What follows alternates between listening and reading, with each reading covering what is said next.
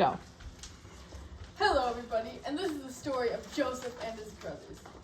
Joseph lived in the land of Canaan. He was 17. He and his brothers tended the flocks each day. Now Joseph had a lot of brothers. There was Reuben, the oldest, Simeon, Levi, Judah, Zebulun, Eisenhower, Dan, Gad, Asher, Naphtali. Naphtali, and his baby brother, Benjamin. Joseph had many dreams. He would often tell his brothers about his dream as they tended the flocks of sheep. He also liked to tattle on his brothers to his father. You might say he was a pain in the neck. Yeah, he was Daddy's favorite. Oh, Pops even made a special coat of many colors for dear old Joseph. But what about us? We got nothing. Yeah, nothing but taking care of these smelly sheep and listening to Joseph tell us all about his dreams. One day, Joseph told of a dream he had the night before. Hey guys, listen to this. Do we have to? Yeah, is it one of your sissy dreams again? No, just listen. I had a dream that we were all binding sheaves of grain out in the field one day, and suddenly one of the stalks rose out of the bundle and stood up straight. That was me. And all of your stalks just gathered around me and bowed down to me. Do you think you're going to rule over us someday, honey boy? Yeah, the day I bow down to you is the day that it rains in the desert. Well, yes, I think my dream means that I will rule over you someday. Dream on, bro. That would never happen. Then one night, he had another dream. Hey, listen guys, I had another cool dream. This time the sun and the moon and 11 stars were bowing down to me. And now this started to really irritate Joseph's brothers.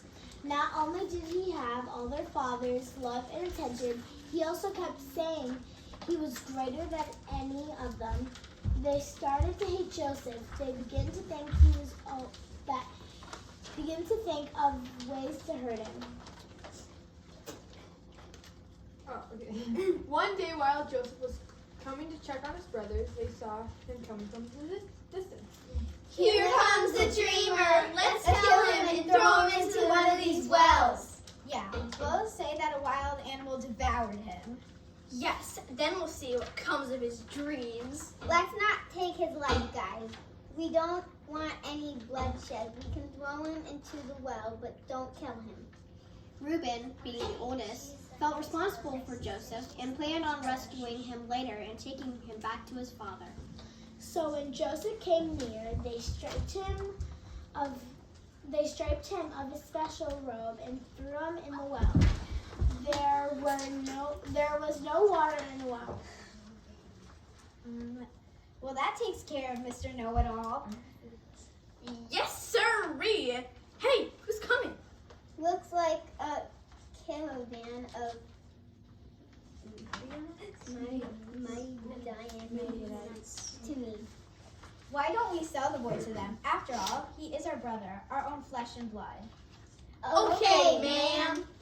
So when the virgins came closer, they pulled Joseph out of the well and sold him for 20 shekels of silver. The Midianites took him as slave to Egypt. Later, when Reuben returned to the well to rescue Joseph, he wasn't there. What am I going to tell father? The brothers decided to dip his robe in goat's blood and tell their father that ferocious animal tore Joseph to pieces. No, it can't be. Not Joseph. Jacob mourned and wailed for his lost son. His sons and daughters tried to comfort him. You still have us, Dad. We're cool.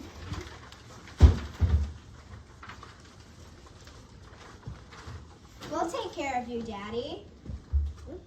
No, in mourning, I will go down to the grave to my son.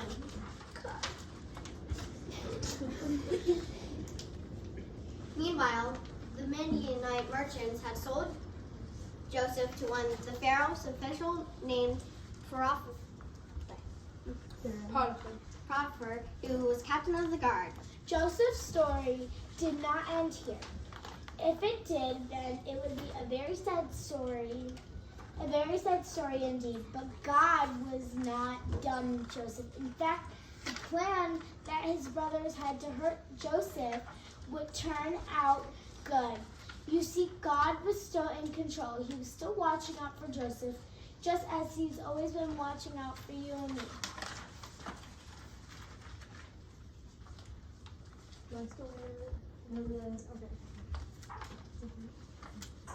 Joseph was sold into slavery by his brothers. They told Jacob, their father, that a ferocious animal killed Joseph. They dipped his robe in goat's blood for proof.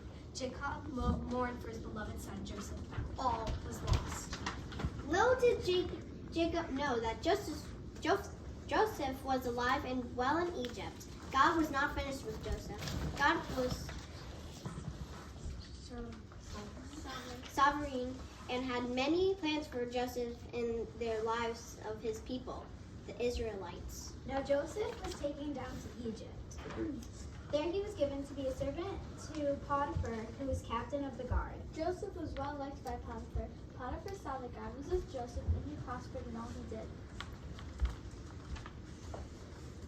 Well, Joseph, I can see that you are blessed by your God. I like you, man. Thanks, bro. I will do my best. The Lord will bless you.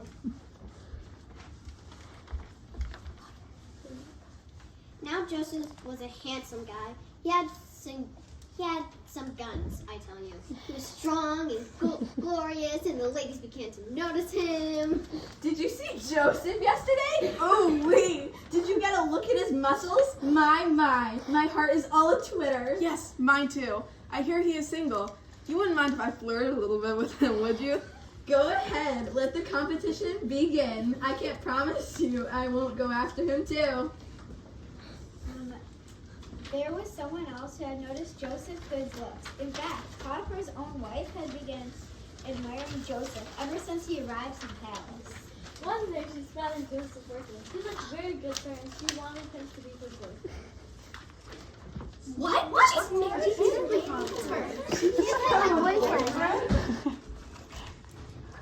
I know that, and you know that, but somehow Potiphar's life didn't know that. Hello, Joseph. How's the big handsome man doing today? Oh, hello. I'm sure that your husband Potiphar is doing quite well today. I saw him out playing camel hockey a few minutes ago. Oh, dear, Joseph. I'm not talking about my husband.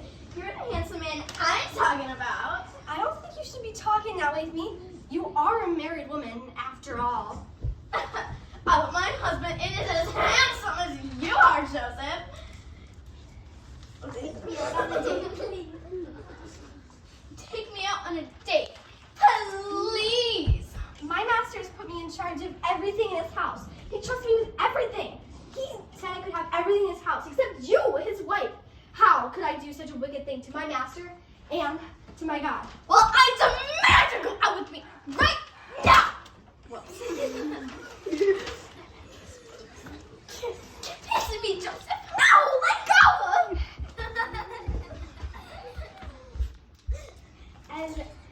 As Joseph turned to run from her, she grabbed a hold of his coat and pulled it from him. Then Potiphar's wife took his coat and called it out to the household servants. Look, Joseph, my husband's #1 man in charge, had tried to attack me. But when I tried to scream for help, he ran. Look, here's proof. This is his coat. When Potiphar returns home, she told him her lies about Joseph. Joseph, this is how you treat me after I put you in charge of all that I own? Guards, throw him in prison! Off with you!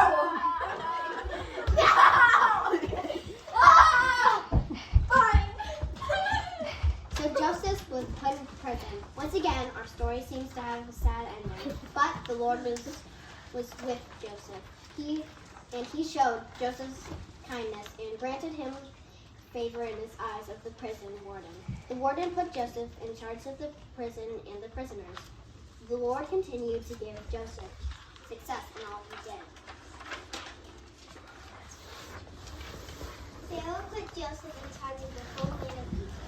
Only he himself was above Joseph. dressed in royal robes, and Pharaoh gave him his very own signet ring. He rode around the city in the royal chariot. Joseph was 30 years old when this happened.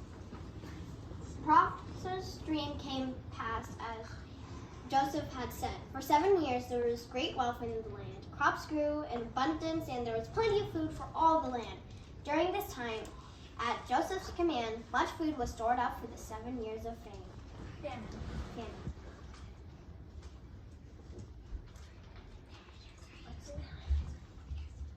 People from all over Egypt, as well as the surrounding lands, began to flock to the city to get food. Please, sir, food for my family. We are about to starve. Please give us some food so we can live to see other day. I've traveled 2 days to get food. I'm old and weak, and I need to go to the bathroom. We had Taco Bell yesterday. When can I please have some food as well? Joseph had planned well, and there was plenty of food to go around. Meanwhile, Joseph's family was also feeling the effects of the famine. Oh, boys, why do you just keep looking at each other? I've heard that there's grain in Egypt. Go down there and buy some for us, so that we may live and not die. 10 of you go, but leave Benjamin with me. I do not want any harm to come to him like it did to my precious son, Joseph. God rest his soul. So the brothers set out for Egypt and went to get the food in Egypt. When Joseph saw them, he recognized them at once. However, he pretended not to know them. Where do you come from? From the land of Canaan to buy food? You are spies. You have come to see where our land is unprotected. You don't fool me. No, my lord. Your servants had come to buy food. We are all the sons of one man. We come to be honest men, not spies. Yeah, we've never told a lie in our life. Well, except one tiny one about our brother. But that hardly counts. We are not, dude. We are all brothers of one man. There are, or were, should I say, 12 of us, but one is home with our father and one is dead. I don't believe you unless you go bring your younger brother. I'm brother One of three. you must stay cheerful, while the rest go back into the boat. Keep Simon. He complained the whole trip. He's such a wimp. Hey, guys, why me? Simon was taken bound before their eyes. The brothers left to return home to get Benjamin. Father, here's the food, but we can't get any more. And Simon can't come back unless we take Benjamin to Egypt. Oh, my son, why did you bring this trouble upon me? Why did you tell this man you had a younger brother? The man asked us, how were we to know? Send the boy, Father. If I do not bring him back to you, I will bear the blame before you all of my life. Okay, take some gifts of honey, spices, and almonds to him.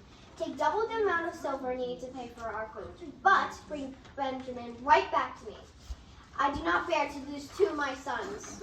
The brothers returned, and when Joseph saw them and invited them to eat with him, they gave him the gifts sent by their father. You must tell your father this. How is he, this father of yours? He is alive and well. Is this the youngest brother? Yes, I'm Benjamin. How do you do? Joseph was moved in tears and had to leave the room to have a good cry. Please excuse him. When the brothers were ready to leave, Joseph placed a silver cup in Benjamin's sack. After they had left, he sent his servants after them. Tell the men that someone has stolen a cup from me, and ask them if that's how they repay one who helps them. So the servant tracked down the guys. Alrighty, guys, who stole from Egypt? Is that how you pay generosity? Was stealing, huh? We didn't steal anything. If we did, let whoever stole it back go with you to Egypt and be a slave. Alrighty then, let's see. Not that sack, not that one, or that one. Oh, how about the sack of this little one right here? You little one, you stole the silver cup. Now you must come back to me to be a slave to the second in command of Egypt. No, not Benjamin! Come with me, mister.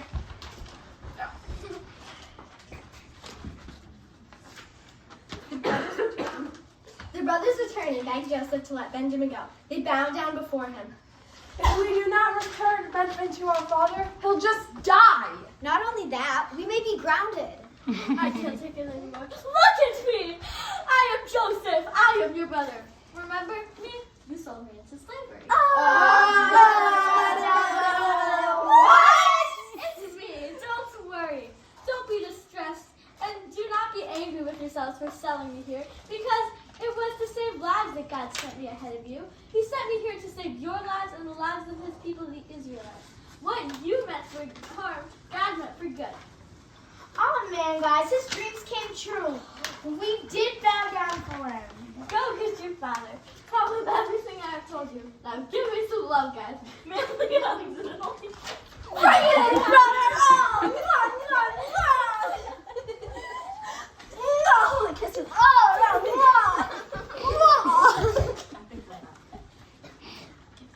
Joseph gave them many provisions from the trip. Jacob rejoiced at the news and moved himself and his entire family and settled near Egypt. Joseph saved his family's life. God took Joseph's light and used it for his glory and to accomplish his will. God showed his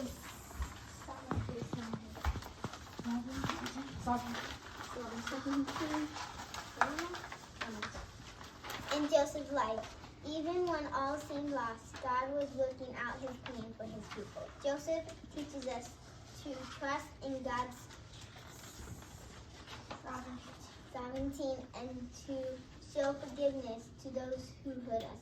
It teaches us persevere during hard times and to trust that God will take care of us through every single circumstance in our lives. And don't mess with your brothers and sisters. Yeah, even if they are dad's favorite. Yay! Good job.